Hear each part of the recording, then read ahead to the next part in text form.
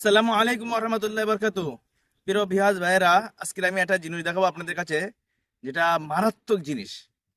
যেটা হলো উম, যে সমস্ত ব্যক্তিদের জাদুতে আক্রান্ত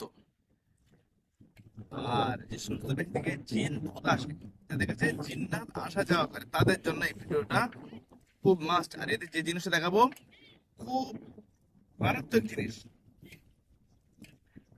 তা বলছি, যে সমস্ত ব্যক্তিদের কাছে জিন যাওয়া আসা করে, তাদের কাছে মূলত একটা তদবির দেওয়া হয়। তার মধ্যে অনেক তদবির দেওয়া হয়। তা আমি একটা জিনিস খুঁজছিলাম একটা তদবিরের জন্য, যেটা গাছ গাছড়া দিয়ে।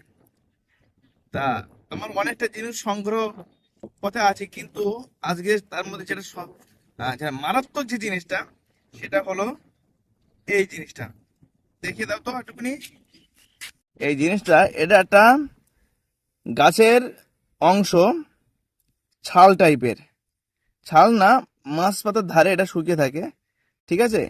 এটা খুব সংগ্রহ, সেই গাছটাও দেখে খুব সংগ্রহ করলাম, খুব কষ্টভাবে।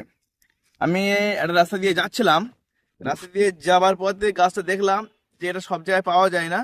আর আমি এটা সংগ্রহ করার জন্য অনেক দিন থেকে খুঁজছি, কিন্তু পেরে উঠিনি। আজকের আমার সামনে পড়লো, ইনশাল্লাহ আমি সংগ্রহ করে নিলাম।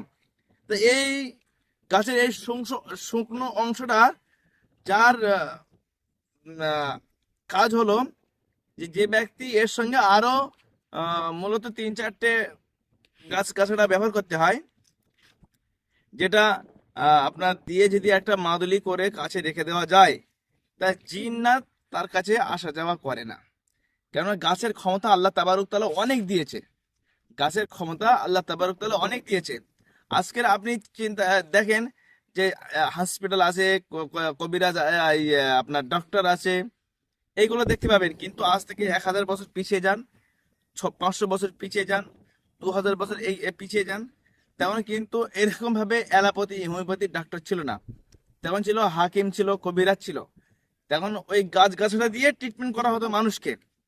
হ্যাঁ, তাই ঠিক আজকের সেই পুরাতন পদ্ধতিতে এই একটা চিকিৎসা, যেটা জিন্নাত কাছে আর আসবে না।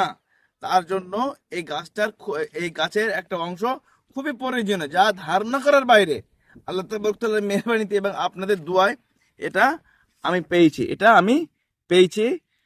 এতে আল্লাহ তাবারক তাআলা লাখ লাখ শুকরিয়া। আল্লাহ তাবারক তাআলা আমাদেরকে তৌফিক দান করুক, যেন এই গাছ গাছড়া থেকে যেন আল্লাহ তাবারক তাআলা এমন একটা বরকত দান করেন, যেন যে সমস্ত ব্যক্তিদের শয়তান জিন্নাতে আসর করে, তার থেকে যেন দূরে চলে যায়। আমিন, দোয়া করবেন। আসসালামু আলাইকুম ওয়া রাহমাতুল্লাহি ওয়া বারাকাতুহু।